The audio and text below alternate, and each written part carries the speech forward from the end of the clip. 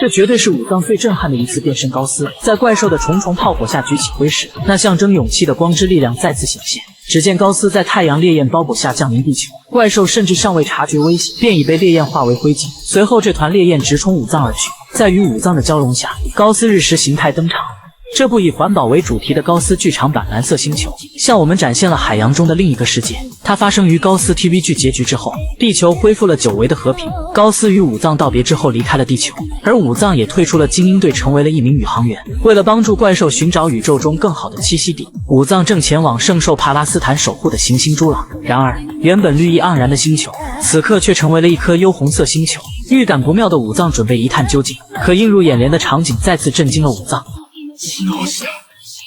只见圣兽帕拉斯坦也倒在地表之上，而就当武藏悲叹之时，地面突生异动，一头名为斯考比斯的怪兽一飞冲天，直接朝着战机发射光线。躲闪不及的武藏被光线击中，而就当斯考比斯直冲而来之时，一道光芒及时出现，在击飞怪兽之后，光芒的身影显现，宇宙日冕高斯首次登场。这是本体高斯日冕模式的进化形态，拥有比日冕形态更强的战力。只见斯考比斯一发射线急速射来，高斯躲闪之后击中了远处的树林，树林在顷刻间化为了沙土。原来这头怪兽就是造成行星朱朗破坏的罪魁祸首。随后高斯一脚飞踢，直接踢断其触角，紧接着更是徒手斩断突袭而来的尾刺，在一脚踢飞斯考比斯之后，两者同时发出光线，但悬殊的战力怪兽直接被击杀。回到地球的武藏接收到了继父送来的请帖，随即武藏便前往塞班岛参加发小的婚礼。然而在这个胜似天堂的海中小岛，却隐藏着一个惊天秘密。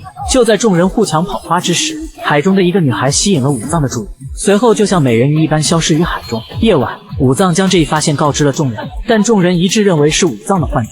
然而此时真理说道，小时候武藏第一次遇见奥特曼的时候，大家也不相信。然而事实就如武藏所言，突降一场大雨后，那位海中的女孩再次出现。第二天，真理带着武藏前往蓝洞潜水。就当两人潜泳到一处洞口时，真理按下手上的某个开关，只见海洋深处忽然亮起一道光芒，随着光芒漩涡的不断增大，从中居然冲出一只生物。武藏在瞬间被击晕，真理刚想去救武藏，就被光芒漩涡吞没，而不断下沉的武藏被那个神秘女孩救起。而当武藏醒来之时，已经身处酒店。为了寻找失踪的真理，武藏被儿时的 SRC 成员幕后队员带到了新成立的海洋调查队研究基地，他们隶属于 SRC 的支部，专门负责调查并保护海洋中的怪兽。同时武藏也得知了袭击自己的生物名为雷加。然而一波未平一波又起，经过雷达监测，一头怪兽正在突破大气层，正是此前灭亡行星朱朗的斯考比斯。随后直接降临在塞班岛上，享受久违和平的人们面对突如其来的怪兽纷纷开始逃难。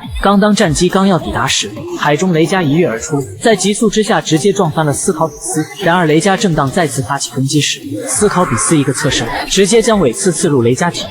此时的雷加犹如待宰的羔羊，幸好武藏等人驾驶战机及时赶到，在几发激光掩护下，雷加顺利挣脱尖刺。随后，两队员发射冷冻光线，冰封住了斯考比斯。此时，神秘女孩跑向了倒在沙滩上的雷加，武藏呼喊着她赶紧避难。然而，女孩自称守卫着这片蓝色地带。眼见斯考比斯破开了冰封，女孩立刻化作一道光，融入进了雷加体内。融合后的雷加身体快速进化，直接将斯考比斯干翻在地。然而斯考比斯利用尾刺再次刺入雷加体内，随后一记锁喉将雷加陷入绝境。眼看雷加生命垂危，武藏拿出灰石想召唤高斯，然而在幻境中高斯是透明状态，说明无法召唤出高斯。随后武藏拿出激光枪射向斯考比斯，吃痛的斯考比斯随即将雷加甩向一边，然后直接将目标对准了武藏。就在千钧一发之际， SRC 战机几发光线再次打断了斯考比斯。此时女孩从雷加体内分离而出，斯考比斯看着这一幕，并未发动攻击，而是直接飞离了地球。难道说地球的危机就此解除了吗？